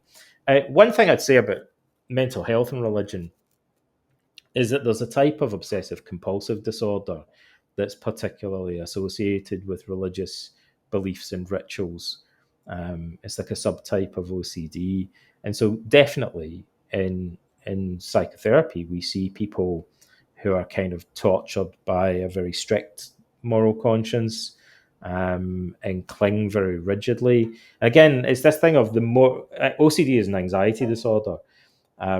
So the more heightened someone's anxiety becomes, the more desperate they become often, the more rigid they become in terms of their coping style. And strangely, it's almost like, normally if you do something and it doesn't work or it backfires, maybe you do it again, or maybe you won't. You're not going to keep doing it relentlessly, even though it's just making you feel worse and worse and worse. But when people are really overwrought with anxiety, often they will just keep relentlessly banging their head against the wall and using strategies that are clearly not helping them. And you see that in OCD, and often people are quite conflicted about it. They'll go, I know like that I'm doing something that's making me worse, but I'm clinging on to it because it makes me feel better, at least temporarily. That could be anything from, drinking alcohol, taking drugs, avoiding confronting your fears. I mean, some people even self-harm because it makes them feel better temporarily, which seems like a really clear example. Why on earth would you stick pins in yourself, or like scratch yourself, your skin or whatever, or cut yourself? Like, stub it. Why would you stub cigarettes out in your? Because it makes me feel better temporarily, even though, yeah, in the long run, obviously, it's harming me. Yeah. Yeah. It, but we all do that. It's easy to look at someone who's self-harming and think, that seems crazy. Why would I hurt myself? But we all do that, like, to some extent, often in more subtle ways. We do things that make us feel better. Avoidance is the number one, without a shadow of doubt, number one most popular coping strategy in the world is avoidance, right? Everyone avoids stuff. And avoidance makes you feel better immediately, right? You bail. Like, I'm in a situation, it's making me feel kind of stressed out. No, it'd make me feel better leaving, right? Or just not going there in the first place. Technically, a leaving is escape behavior, and avoidance technically would be not going there in the first place, right? But usually people conflate the two things. Like that, obviously, what's going to make me feel better is just leaving. But maybe if I keep doing that, it's not in my interests. See, I've got public speaking anxiety. Know what makes me feel better? Not turning up to meetings.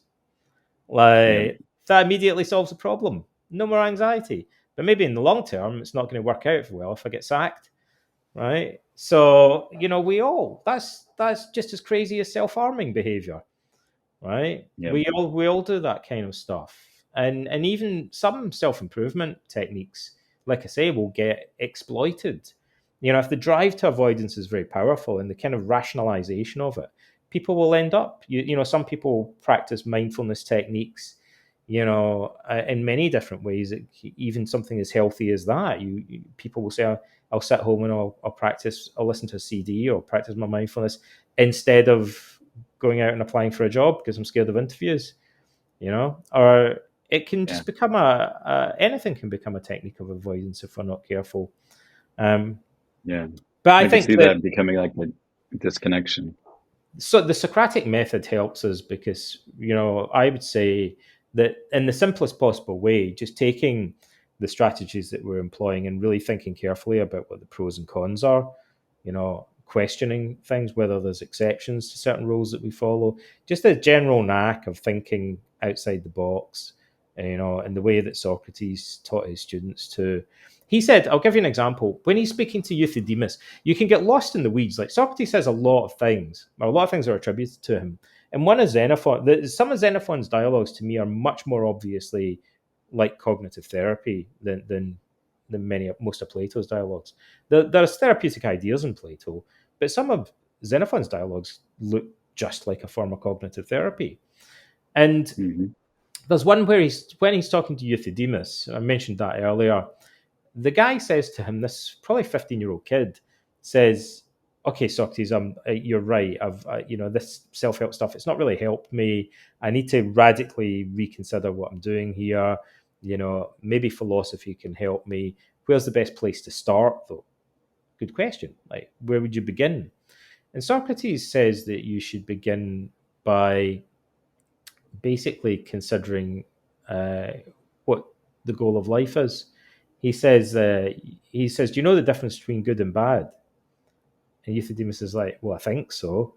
And Socrates says, well, like, make it in Greek, this kind of implies what's good for you, or like what's healthy. So he says, well, let's make two columns, and on the one hand we'll list good, and the other hand we'll list bad. What things are good in terms of what are good for you in life? What's the goal of life? What contributes to flourishing? And so he says things like wealth, reputation, noble birth, and stuff like that. And then Socrates says, are there any situations in which these might not be good? Like, for example, he says the most obvious example is health. Health is always good. Socrates says, what if you live in a dictatorship and the tyrant that rules it is recruiting people for an unethical military campaign, which is going to get everybody killed? And the only people that aren't recruited and conscripted into his army are the ones that are sick. Like, it would be better off for you not to be healthy in that situation. Like, it's the consequences are. It's like, okay, yeah, but that's an unusual situation, right? But it implies that health itself isn't intrinsically good. There's, in some sense, you're seeing it as a means to an end. Like, there are other more fundamental values that you have that are at stake. Just being healthy isn't your goal of life. Then, if you're willing to, in some situations, sacrifice your health for something that might be more important to you.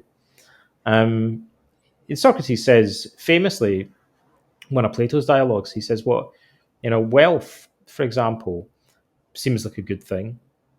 But if you give a wise and virtuous person lots of money, they can use it to do wise and virtuous things. It gives them more control of their environment.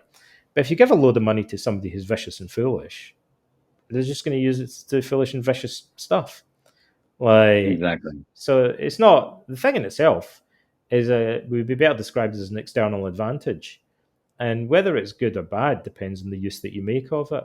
And that again just comes back to whether you possess a particular type of moral wisdom, But understanding this relationship and understanding that these things might be advantages, but they're not intrinsically good. There's something more important at stake. That realization, that epiphany, is part of the goal of life, perhaps. The Socratic method itself perhaps leads to realizations that constitute the goal of life and a form of fulfillment. So asking these kind of questions, that question that he asks him about whether certain things are intrinsically good is really fundamental to modern self-improvement. So you might say, okay, like pick any random self-help books off your shirt. Like, what is this book actually helping you to achieve? Is it intrinsically good? Like, are there some situations where it might be unhelpful? It's teaching me greater self. I gave an example already when I said there's lots of books that teach you how to be more productive at work.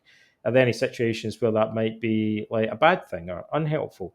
Yeah, like, I mean, I suppose if you're a Nazi guard in a concentration camp, and now you're reading self-help books that help you to become much more efficient at, executing people, like committing genocide. I mean, yeah, but I could say as an example why being too productive at work might not be a good thing either is that if you're too focused all the time, you burn out.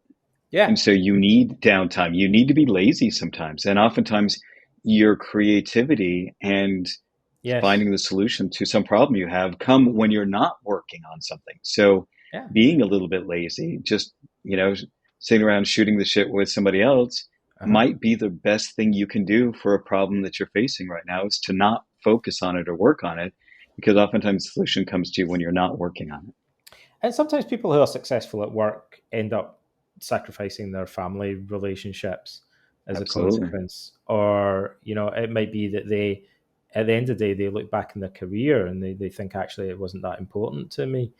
I was in the wrong job. I was incredibly successful, but perhaps picked the wrong career.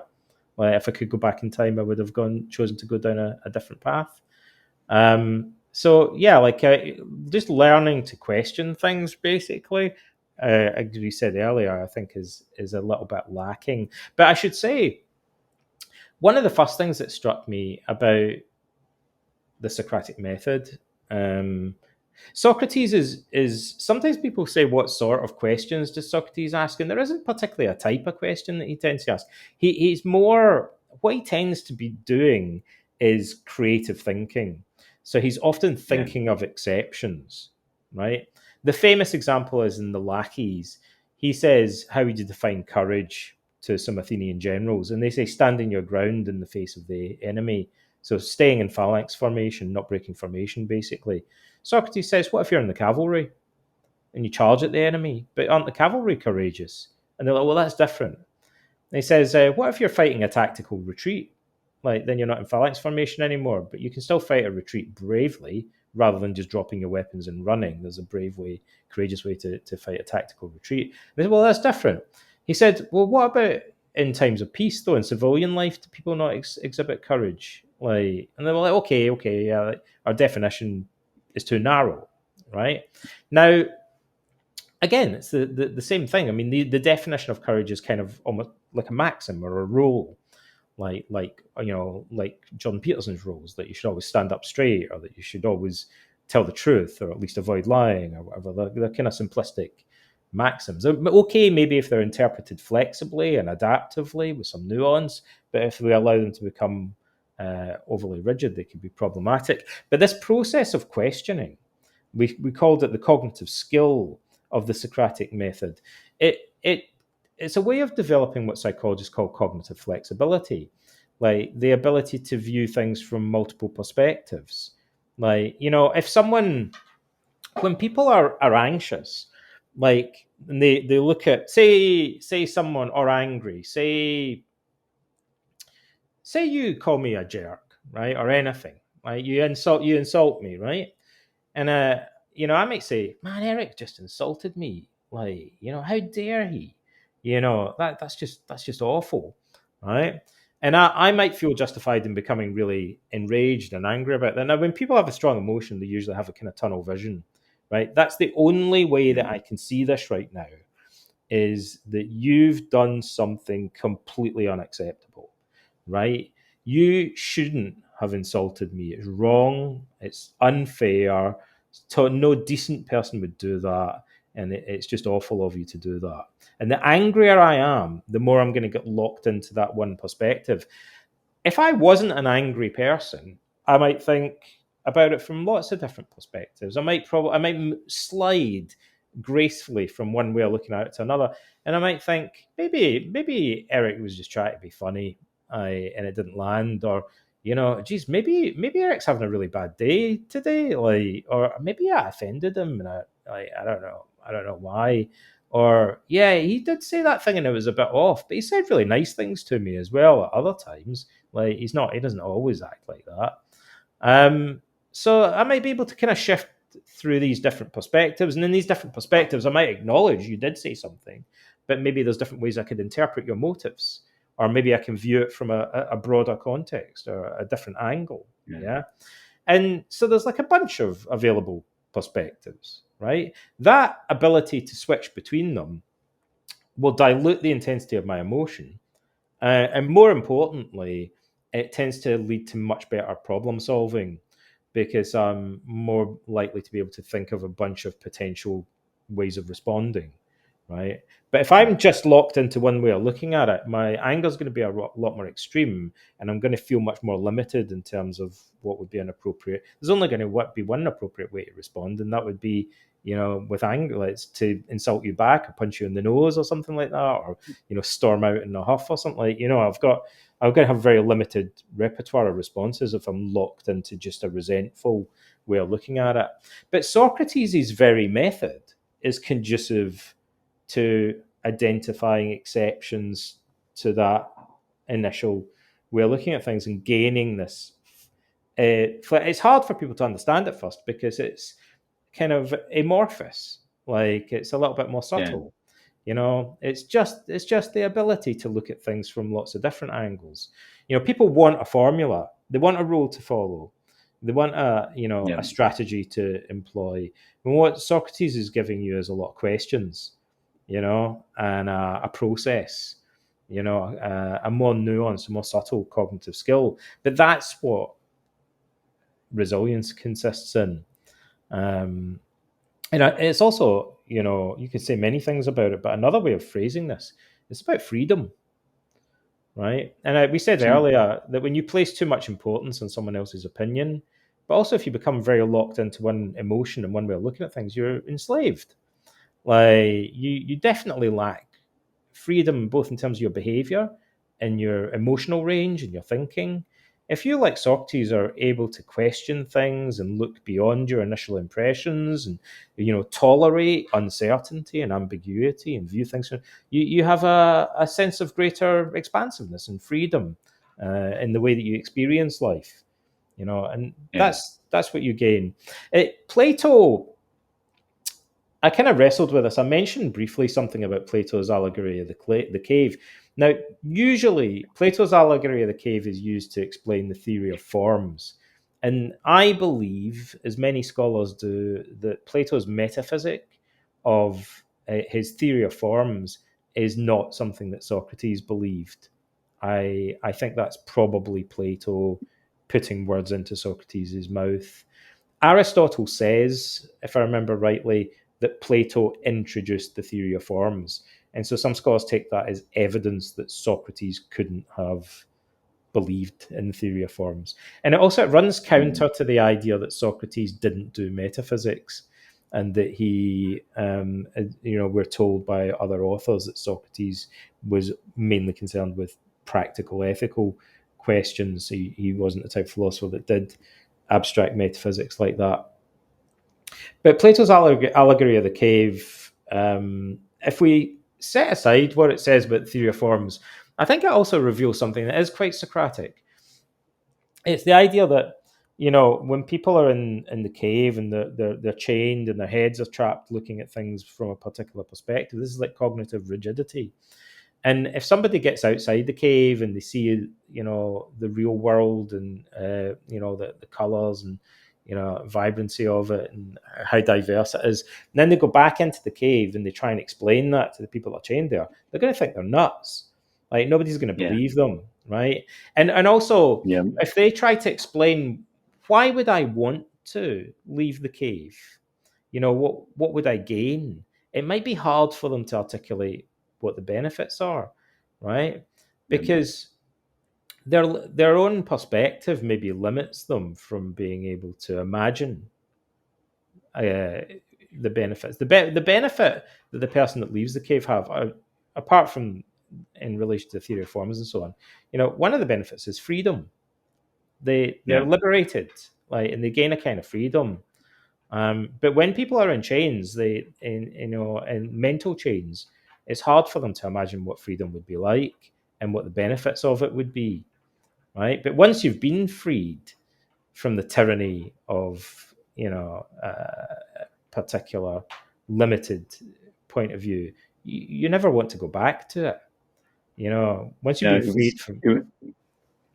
It was interesting that reminded me of a couple of weeks ago, I was chatting with some friends at a meetup, and I was talking about the idea of amor fati, meaning love your fate, and that you learn to love everything that happens to you.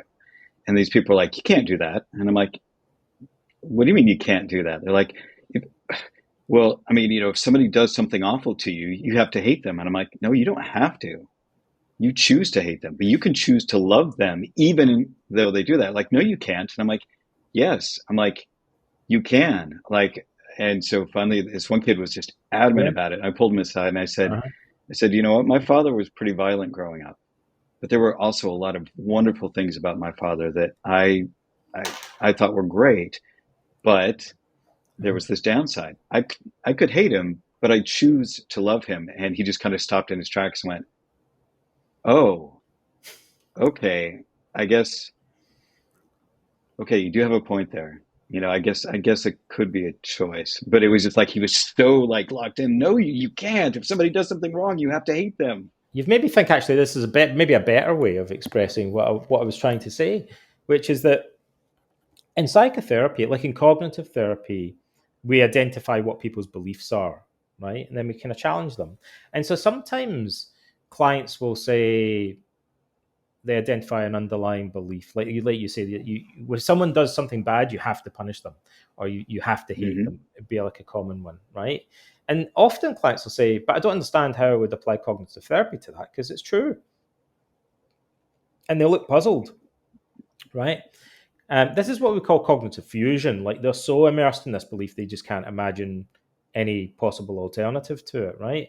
And so it's really common. I think that maybe helps people in self-improvement terms. And so usually people, often they're most problematic and the most kind of entrenched unhealthy beliefs or dysfunctional beliefs are ones that seem not just true to them, but self-evidently true.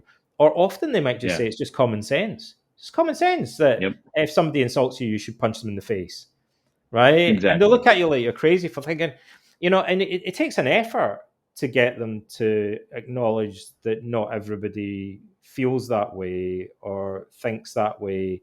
In often cases, you could say in cognitive therapy, and I guess to some extent in Stoicism, you're challenging beliefs that people often assume are just common sense, but are maybe quite dysfunctional, right? And so the very idea of questioning it seems like a non-starter to them.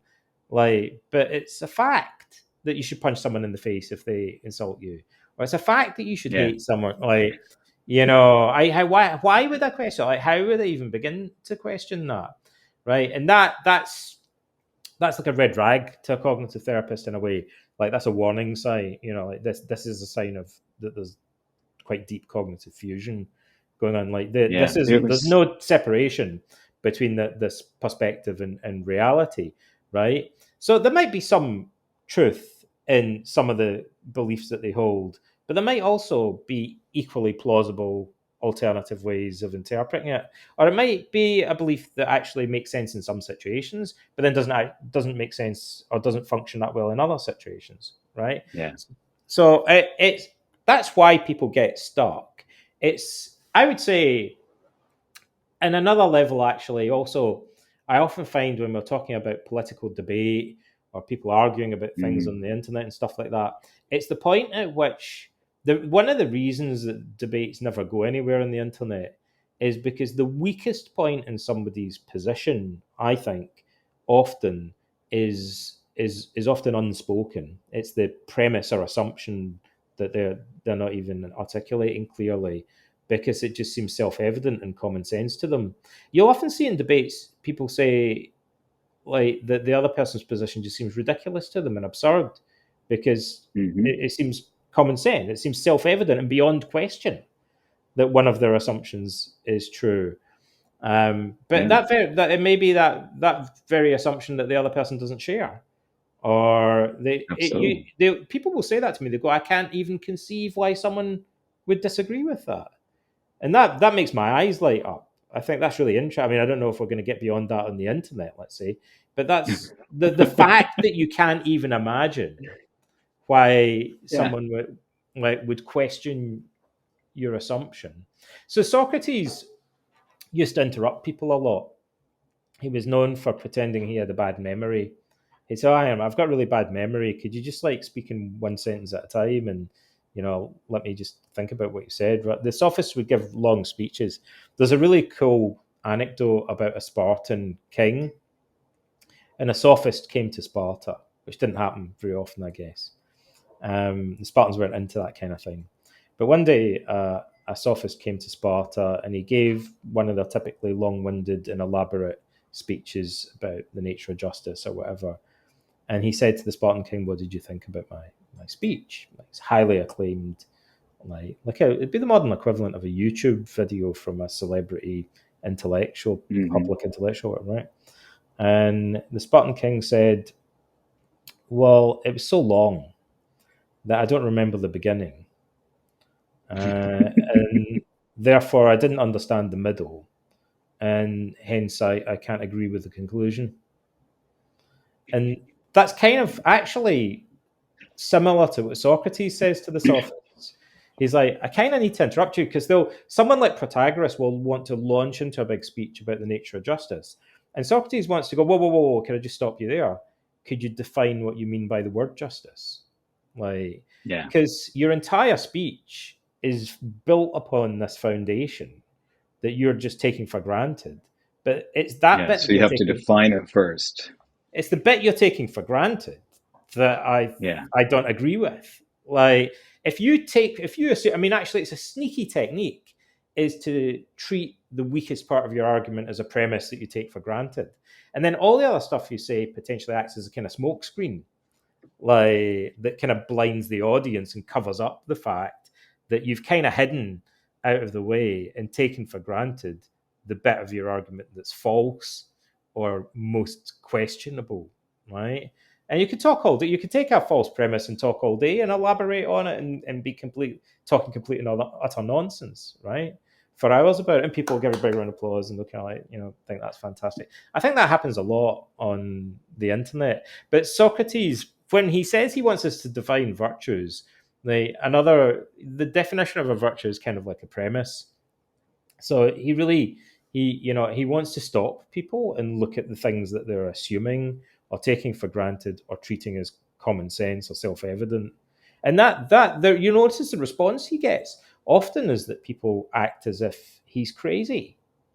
Like Socrates, it would be so. Socrates says that you guys are assuming, for instance, that you should help your friends and harm your enemies, right? And they're like, well, the Socrates, what's the alternative? Like, to help your enemies? Like, no one believes that. That would be crazy. There's not a single person that would agree. And what they're implying is it's common sense. It's self-evident that you should harm your enemies. Like, and Socrates says, but what does it really mean to harm somebody? Wouldn't that mean that you're making them worse? Like, why would you want to make your enemies worse? Like, what's the most important thing about a person? Isn't it their intellect and their capacity for wisdom?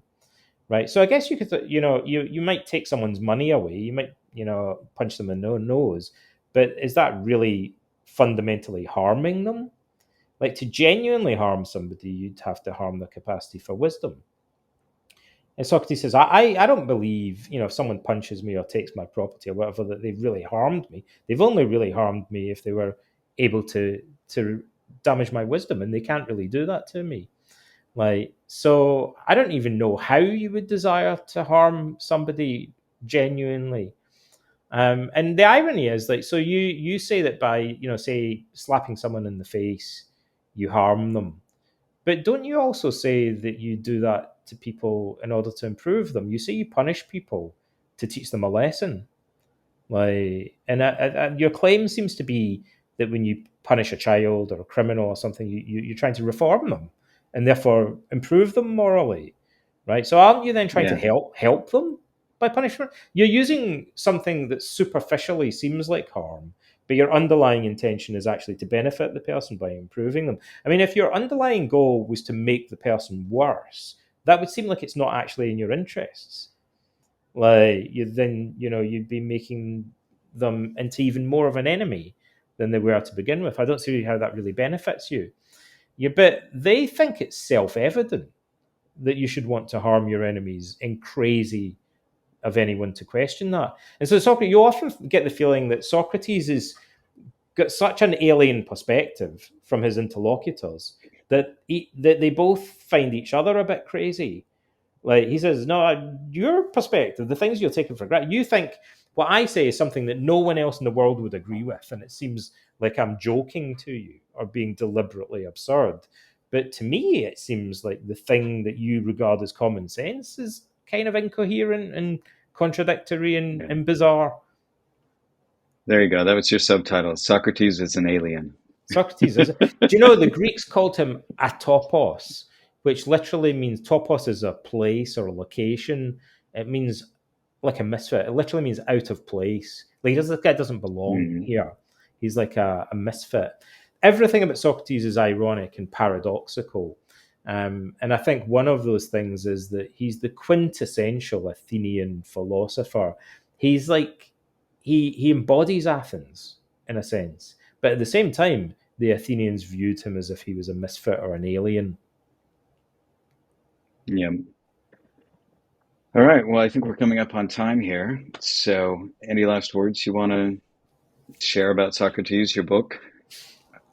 I think everyone should read Plato's Apology because it's a masterpiece and it would only take them a few hours to read it.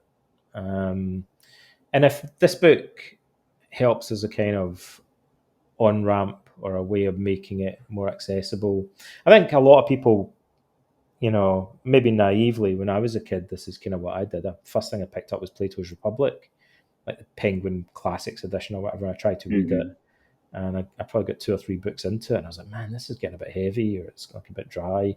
I was struggling a little bit with it. And now I can pick up and read it because I'm like, I'm more familiar with the content and the characters in it, so it seems a lot more accessible to me. It's a bit like reading Shakespeare for the first time. Like once you've read it a few times and you kind of get used to it and you understand the language and that, like it's easier to watch the plays and read them. But at first it's kind of daunting and it's not necessarily accessible. So I hope that this book really just acts as a way of helping people to appreciate Plato and Xenophon. And I guess I'd say I think people forget about Xenophon. I have a lot more admiration for Xenophon than some classicists do. I think some of his dialogues are more relevant to psychotherapy and self-improvement than some of Plato's are. And it's possible that Xenophon had more influence over the Stoics. Like the Stoics might be as influenced or even more influenced by the Socrates of Xenophon than the Socrates of Plato. We're told that Zeno was inspired to become a philosopher because he read the second book of Xenophon's Memorabilia Socrates. So, I think people should, have a look at Xenophon's dialogues are also shorter, so they're maybe like a little bit more accessible in some ways to people. Then people might want to dip into the memorabilia. That's the main thing I'd say to wrap up is, check out the classics. Don't be put off, but be selective. Look for.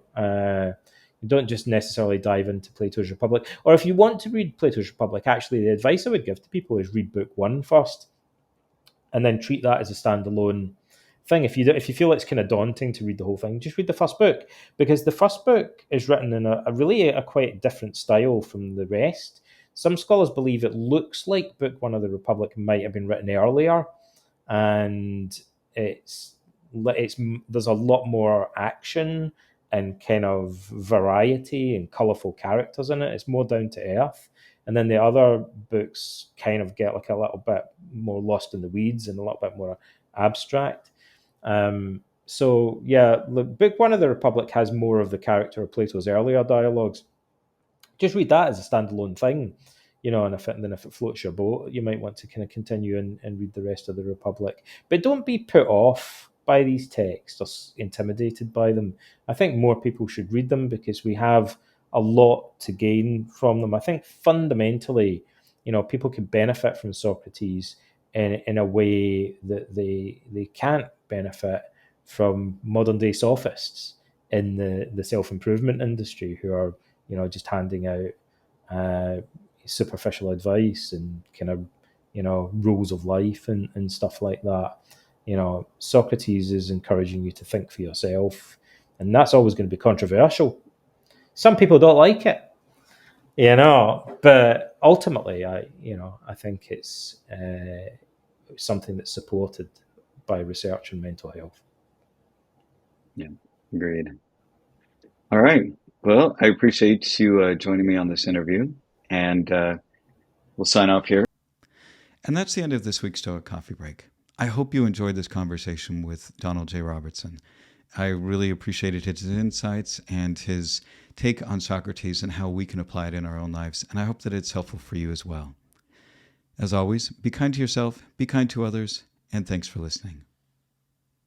Also, if you're not following me on social media, I would really appreciate it if you would. You can find me on Instagram and Threads at stoic.coffee, and you can find me on LinkedIn, Facebook, Twitter, TikTok, and YouTube at Stoic Coffee, all one word. Also, as I've said before, I've been posting these videos up on YouTube. I would love it if you would come to my channel and subscribe. You can also post comments on the episodes, tell me what you liked, what you didn't like, what you learned, and ask me questions in the comments. I would love to hear back from you. Thanks again for listening.